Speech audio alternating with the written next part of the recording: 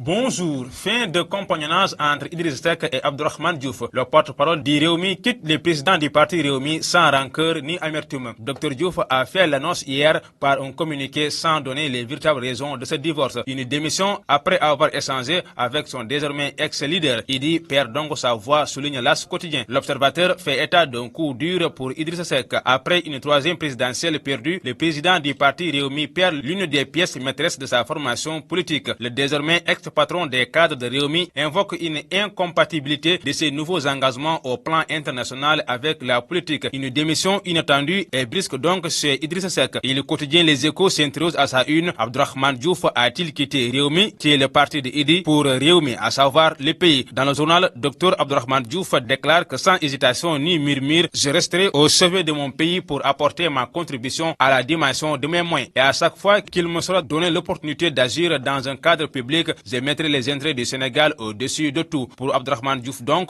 travailler à la grandeur du Sénégal est un sacerdoce, c'est lui. Cependant, il reste donc disponible pour son pays et les combats qui s'y mènent, rapporte le journal. Le projet de loi portant la suppression du poste de Premier ministre, l'As quotidien nous apprend que la balle est désormais dans le camp de l'Assemblée. Le projet est arrivé vendredi sur la table de Moustapha Niasse. Il appartient donc au président de l'Assemblée nationale de convoquer la réunion des bureaux et la conférence des présidents. Et notez avec Les Échos que les secrétaires d'État seront désormais membres du gouvernement. Ainsi, le gouvernement de Macky 2 va être composé de ministres et de secrétaires d'État. Source A revient sur le départ de Philippe Beaune à la tête de la compagnie aérienne Air Sénégal SA. Le quotidien révèle que le désormais ancien directeur général de Air Sénégal a filé près de 200 millions de francs CFA à l'agence de communication ALBG, qui est une entreprise canadienne, et à des journalistes suspects. Et le journal fait état des bonnes cafards. Dakar encore privé d'eau. L'usine de Keur Momar Sarr sera en arrêt total pour 48 heures. Et pour cause, le journal nous livre que les 6 ballons anti-béliers posés depuis l'année dernière seront mis en marche. Dans l'Observateur, il est question de l'ouverture du procès du double meurtre de Médinatoul Salam. Et le journal affiche Cheikh Béthio Thioune, l'as ses co-accusés. À Bordeaux, pour des raisons sanitaires, le guide de Thiantakoun a déposé un dossier médical sur la table du juge pour justifier son absence à ce procès. Vox Populi parle de séries de tragédies à l'intérieur du pays. Et le journal souligne week-end pascal macabre. 11 personnes ont perdu la vie entre accidents, incendies, asphyxie et meurtre. Et pour les citer, Vox nous apprend qu'à Rissaltol, un accident fait 4 morts à la zone de captage. 3 enfants victimes d'un incendie. À Niaritali, une mère et ses 2 filles meurent par asphyxie. Et en Côte d'Ivoire, un jeune commerçant sénégalais assassiné, ce qui fait dire à Source A la mort en mode